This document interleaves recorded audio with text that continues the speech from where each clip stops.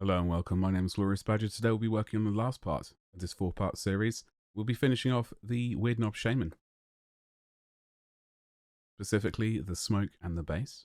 If you could like, subscribe, hit that bell for notifications, that would be absolutely amazing. Starting off using one of my favourite colours. So favourite that the name has been rubbed off. However, it is this one right here, Warlord Purple. And we'll also be using Vallejo model colour, Fluorescent Magenta. We'll also be needing some white paint. I'll be using P3 Morrow White right here.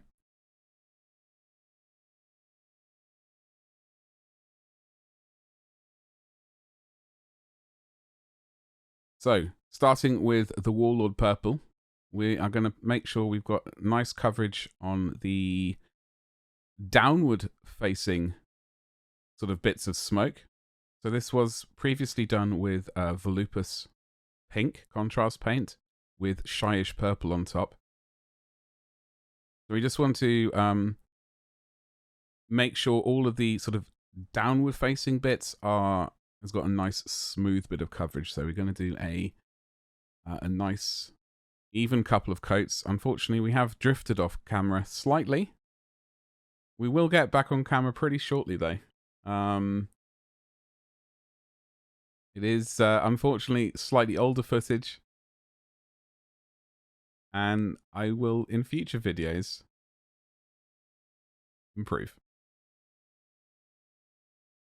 So while we move into the fast forwarded part of the this footage, I do stream over on Twitch at twitch.tv/gloriousbadger, and I also have a Patreon, patreon.com/gloriousbadger. You can check out my videos there. I get early access on Patreon. I do stream 3 times a week currently on Twitch. And sharing anything you like would be absolutely fantastic and help the channel supremely. Okay, moving on, making sure we got nice, decent coverage of this. I think this is my first proper attempt at doing smoke. So I was a kind of did a fair amount of guesswork. Also got the eyes. We decided to make glow as well, so we're going to make sure they are done. We've also got the inside of the staff skull thing. Those need to be glowing, and yeah, that's pretty much that. Now, I didn't mind about overpainting the eye sockets because we would like a little bit of glow coming from those. So that is why we were quite rough with that bit. Obviously, got to do the eyes, of the skull, which we are going to do later. Now, to make the fluorescent paint glow, it really helps if you paint the fluorescent paint over a white undercoat. That is why we're going in with the P3 Morrow White. We want like a nice little white sort of central bit to the eye. And now it looks like we're going in with a bit of Warlord Purple again, just to tidy that up a little bit, because I probably made a bit of an error. I suspect, in fact, I don't know, do I? We'll have to find out. I think I do make those eyes slightly whiter. However, we'll worry about that in the future. Now, so we kind of want to focus on the sort of central downward facing bits of smoke, if that makes any sense. Like those little individual sort of bubbles, plumes of smoke. The center of those, I would like to have, I guess, the brightest. So that is why we're just painting like little circles, little streaks. I suppose it depends entirely up to what you want. I like how this, or at least I'm hoping I like how this looks at the end. That I have not painted the skull's eyes. We get around to doing that later when I finally make my mind up on it. I think at this point I was slightly hesitant about it for some reason. We're just continuing to sort of make a nice opaque white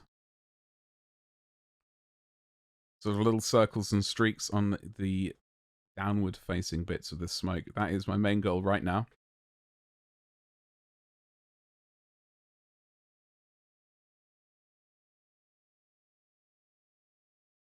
And we're obviously now in the fast forwarded part of the section. Adding little bits and pieces. This is a bit of an experiment for me. I do like how it turns out in the end, but at this point in time, I have no idea if I'm going to like how it ends up. I'm just trusting the process. Okay, so what are we going to do now? I think what we're going to be doing now is breaking out the fluorescent magenta. Now we have made a glaze, and as we know, when we work with glazes, we work from the darker color to the lighter color,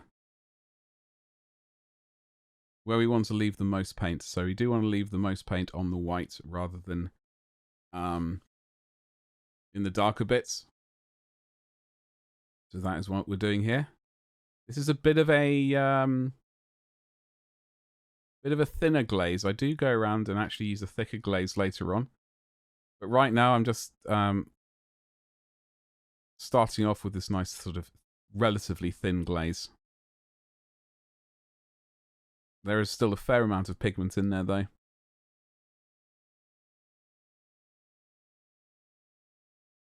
As you'll have noticed, I still have not done the eyes and the skull yet in the skull stuff. That means we're going to have to break out the Warlord purple all over again, and the white, and the fluorescent magenta again. Okay, so I'm waiting for each individual layer to dry before going over it again. Those eyes are getting... Oh, that brush really needs to get replaced. Not entirely surprised. And, yeah. Here we go. Getting all the bits of smoke at the back. Got some more at the top to do, right there. There we go. Yeah, this is not particularly neat. It's an organic smoke. It's not supposed to be particularly regimented or anything. I just pointed at the skull staff, so we're going to be doing that right now, I think. Off camera. Amazing. Well done. There we go. So yes, I am putting in the Warlord purple into the skull there. Quite a heavy coat because it's going straight over black paint. So we're going to do Warlord purple, then we need to break out the white once we've got an even coat in there.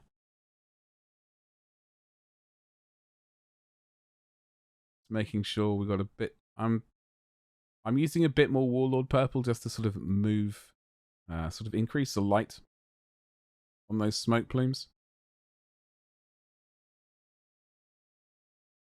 Making sure each layer underneath is dry before we move on to the next stage. As you can see, those eye sockets are still quite wet. There's the fluorescent magenta and the white again. Yes. Look at that paintbrush. Amazing. Yep. How pointy it is.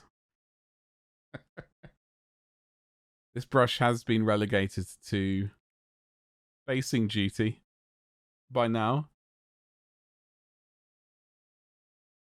I think I am adding a bit more fluorescent magenta at this point. You know what? I don't think this is fluorescent magenta. This is a bit of Warlord purple, I suspect. Trying to blend those smoke plumes into the shyish purple above.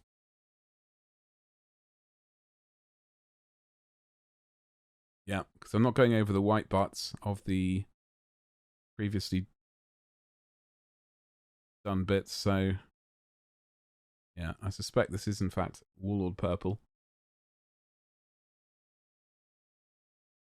I'm liking how this is looking currently though. It does need a bit more work. So the skull eye sockets, those do need work.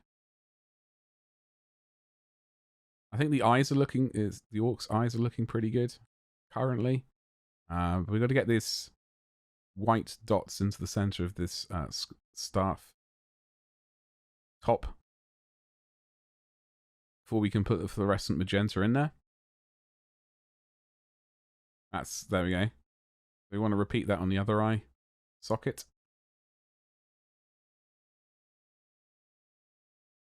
Since I have recorded this video, I have found a couple of other magentas, fluorescent magentas and pinks that I do enjoy using. So hopefully we'll see those in the future. And a few other fluorescent paints as well, in fact.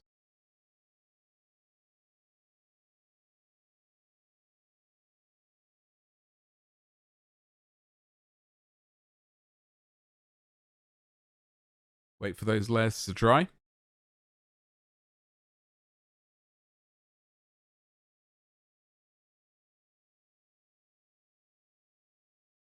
Before moving on to a bit more fluorescent magenta, a bit more of a glaze.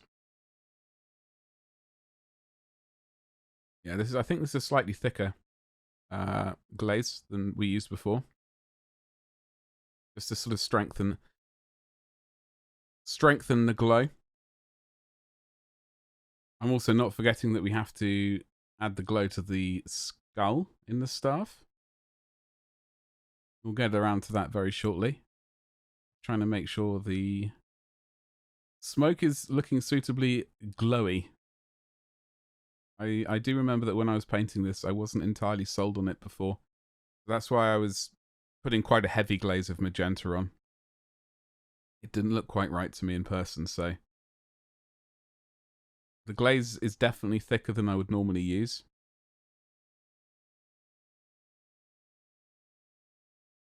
However, I move to the fast-forwarded bit and get the eyes done in the skull up there. We want those nice and bright, so we don't want to go too thick on that glaze.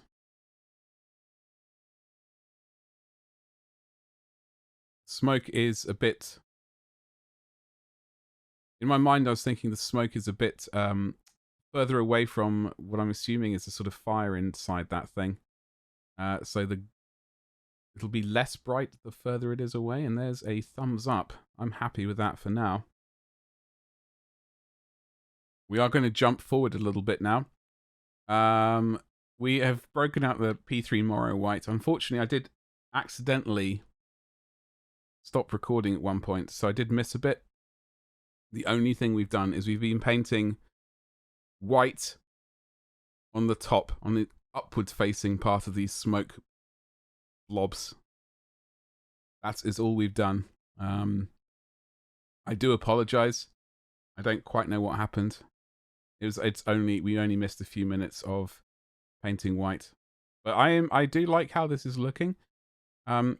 Initially I think I was just planning on leaving it the shyish purple, but I think this does help. We are going to leave it white. We're not going to glaze any colours over the top of it. I suppose one could if one wanted to, but I'm not going to. Now, we do move on to the next stage. We've broken out this paint. We will be dry brushing quite heavily the base. The base you can see is already stained from the oil wash, which is fine by me. It adds a bit of variation within the surface, which is always a good thing. But we're going to do a nice heavy dry brush with this heavy gold brown. And about it, really. It's not a huge amount to say, you know. Load the brush up with paint. Take it to a bit of kitchen towel and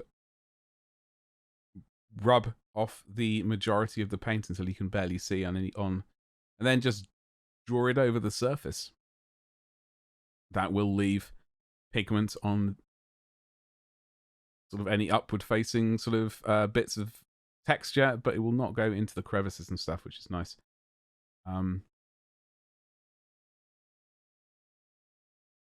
Does require loading the brush up quite a few times, but we get there in the end. As you can see, now we've moved into the fast-forwarded footage, I believe. Oh yes, very fast. Now, what are we going to do? We are moving on to Citadel, Balor Brown, for another bit of dry brushing. Unfortunately, you can't quite see it all on camera. I think at this point, yeah, as I've said before, we've got another sort of 7 videos, I think, potentially, of the old setup. Hopefully I've improved since those videos. But I've also said I'm not throwing those videos away. I'm going to use them as the editing practice. They will appear on YouTube as well. And so yeah, we've got nice heavy, bit more color being added to the base. I'm going for a sort of, I think I was going for a sort of desert kind of base for this guy. We're using a variety of sort of goldish, yellowish browns. Lovely jubbly. There we go. We'll also be doing some other, well, a couple of other things to the surface. We'll be choosing one other color for a dry brush before moving on. That color is desert yellow. We'll be dry brushing this on as well. It's a slightly lighter color.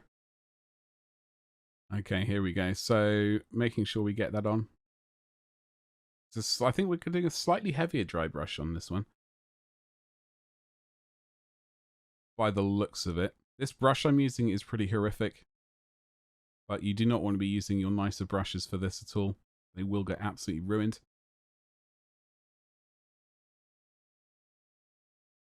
Making sure we get a decent amount of coverage there. I'm trying to put some more color over the darker oil spots as well.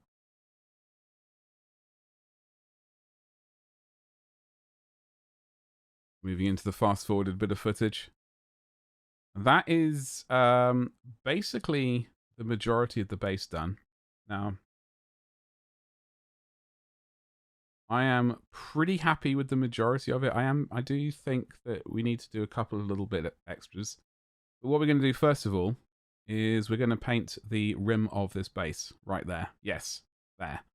The miniature I like, but we're going for the base rim. We're going to use some Abaddon black. We are going to do. Can't believe I did it like this. We're just going to do a nice thick coat. Normally what I do is I'd sand the edge down smooth and then prime it and then put a couple of coats of this on. But for now it looks like we're just doing a big old coat of Abaddon black and hope that works. Right. A few moments later, there is basically the finished miniature, although I am pondering at this point the base. I think we need to do a little bit more. I like how the cloak's looking. The smoke is, for my first sort of proper attempt at doing smoke, I'm very happy with it. So yes, there we go. We're going with some pigments on the base and also on the sword. Yes. I do ponder it by wiggling my fingers around. Okay. So what are we going to do? Because the sword we haven't really paid any attention to. I do like how it's looking, nice and plain, I guess. But we are going to add a bit of color on there, and those little metal teeth things. So we're going to start off with a dark rust color, sort of reddish brown. So we're just going to smack that onto some sort of bits which might get dust. On the sword, on these sort of teeth things that we've painted with contrast, with the black contrast paint. They all get a bit of rust, a bit of color added via that method. Don't always have to use paint. I do like using pigments quite a bit. Let's get a bit of a heavy coat of this color. We got another one to bring on later as well.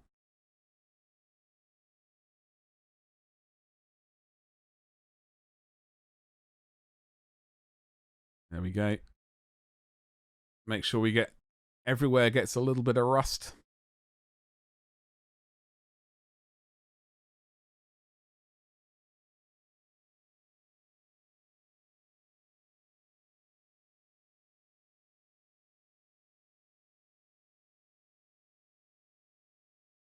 I'm liking how this is looking.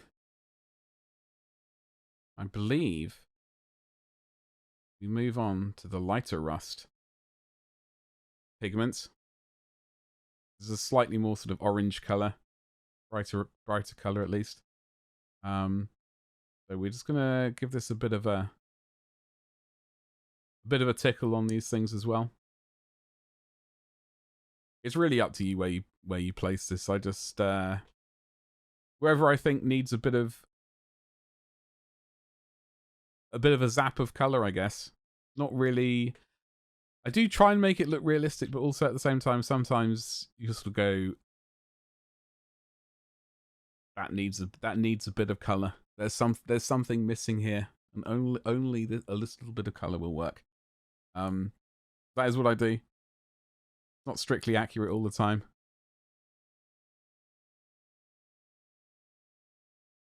I just tap the sides to make sure any excess is sort of knocked off. I'm liking how that's looking. Okay, so we've got the base colored pigments that we're going to use. I believe the first one was this one right here. Lovely color, dark yellow ochre. I'm not entirely sure if we actually use the second one. I guess we'll see in a few minutes. So we're going to, quite strong color, so it's going to be, give that a good old, work that into the sand. We don't really mind about getting it on the feet. In fact, I think it looks better if the feet and lower parts of the clothing gets some of this dust color on there. Make it look like he's walking through the ground, or over the surface of the ground, kicking up little bits of dust and stuff. So I like doing that. I know not everyone does, but everyone has their own personal thoughts on things. Making sure we try and get a bit of that worked in there. Just like that. There we go, lovely. As I said, it is a strong yellow colour, so let's really put on as much as you wish, really. That's basically it. I don't believe I actually used a second colour. I looked at it. I did consider it. And I don't think I'm entirely sold on it. Right, maybe I'm using some now. I think I might be using some. Yeah, I am using some now. That's a lighter yellow ochre colour. However, this is looking a bit plain. I wonder. Aha. Yes, grass tufts. Everyone needs some of those. So what I do is I take them off, and I think they have a sort of sticky base, so you can just plonk them straight onto the surface. Now I like to add a bit of glue onto them before attaching them to the base, but I think this time we didn't use a bit of glue. We just stuck it on there like that. Unfortunately, I did that off camera. There we go. But yeah, I think that's basically it. I'm really happy with this miniature. Big thumbs up from me. If you've made it this far, folks, I would love it if you could make sure you subscribe so you don't miss any more. I hope you've enjoyed this one. Please comment, say what the hell I did wrong, any improvements, what you would like to see, all that fun stuff. Big thumbs up and a thank you, and I'll see you in the next one. Goodbye.